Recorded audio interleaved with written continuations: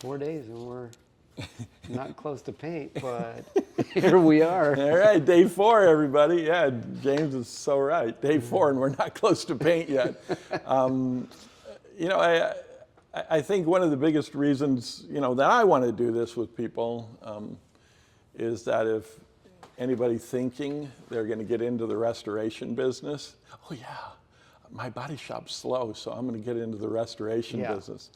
Well, the thing that you might not think of when you're thinking that way is, are you going to get paid? Because it's one thing to take your talents that, you know, obviously you've learned in the trade, but if you can't charge for it, you're not a restoration business. Right. You look at these lines, you look at what James has done here. It's so beautiful because you can see that this whole car just got a workout. It went to the gym, got lean cut, lines getting the 3/16 treatment. It just looks, it's going to make a nice car. Yeah, it's really going to make it just, you know, and you have to hold the door in the right place because like right there, that gap looks tight, but then when you push it back where it needs to be, it's perfect. So, you know. Yeah, you got to tape it, block across, gap it, and oh yeah. It's a lot of work. About 100 times. And then making sure you're using the right materials, right? Yeah. Because if you just use Bondo on this car, I mean, you're going to get all done and the paint job's going to fall off. I cleaned off a lot of Bondo that was on an edge. I'm like, you know, it's. Yeah, it's just, you know, this car got a paint job put on it and then somebody put another paint job on it and it's just too thick. So we can't put a paint job over the top of that. We have to thin it all out. You know, you don't want heavy mill build when you do a restoration because shrinkage, long-term shrinkage is really important. You know, this car will never, unless it gets wrecked on a racetrack, it'll never get painted again in the lifetime of this customer. Right. And this is expensive. This is a lot of money, you know. Our labor rates are expensive here in California, and we get to charge that much for them. But our overhead's a lot of money too. Yeah. Rent's a lot of money, you know, building rent. Luckily, we own this building, so that's not too bad. But, you know, you got to think about all these things when you're doing a restoration project and communication. I mean, James and I have been working together for a long time. These kind of morning meetings are one, I get excited. Like, James, let's do that Corvette. Let's do that. Let's do this. This is so much fun. But I then have to have the conversation with the customer. Yeah. Who still like, oh, well, Tom, it's not going to take long. No, stop thinking like that. Yeah. And we can explain to them what we've done, but you can't film every minute. No. You know. Yeah. And they're you know, I tell every customer, you're probably going to be upset with me. You probably are. This is going to be expensive. Yeah. You know, but if we don't charge for it, well, we might as well go paint old Toyotas. I've lost a lot of customers just telling them, if it's not fun for you, throwing a lot of money at it.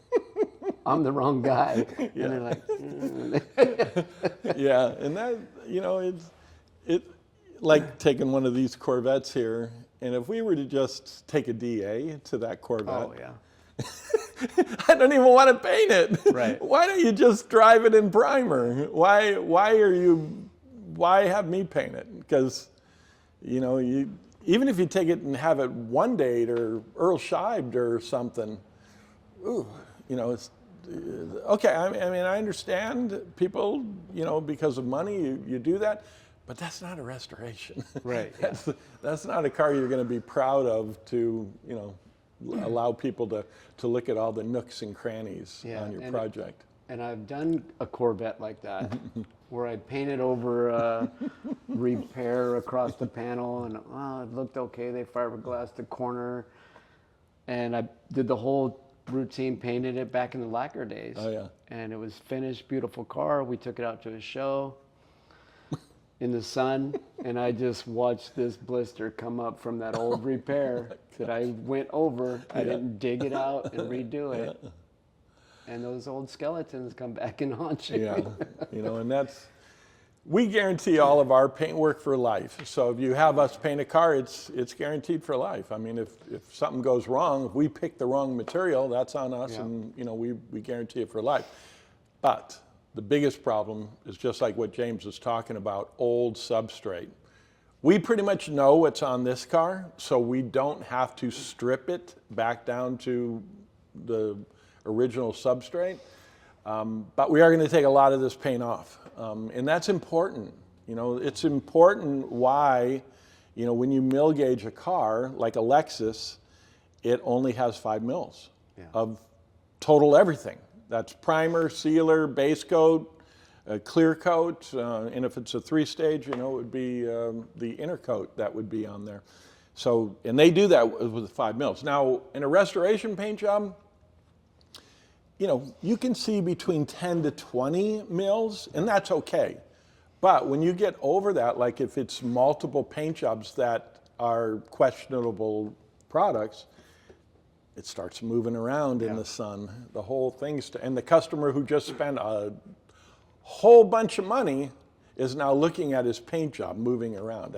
That's not good. Yeah, I've done that. Like, oh, the car's been painted 3 times. There's some good material. I'll just block that.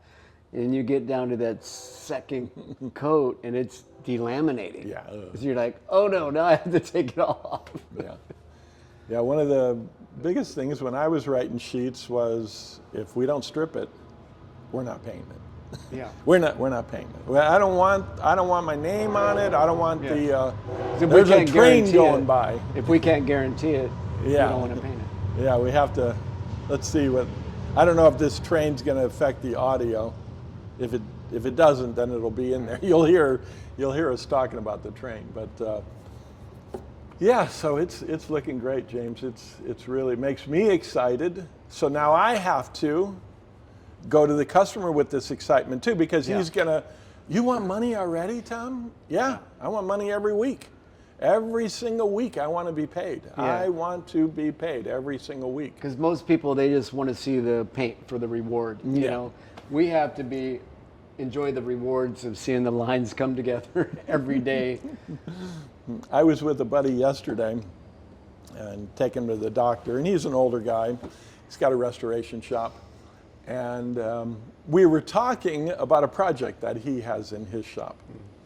And they thought, they did exactly what we had done many, many times before.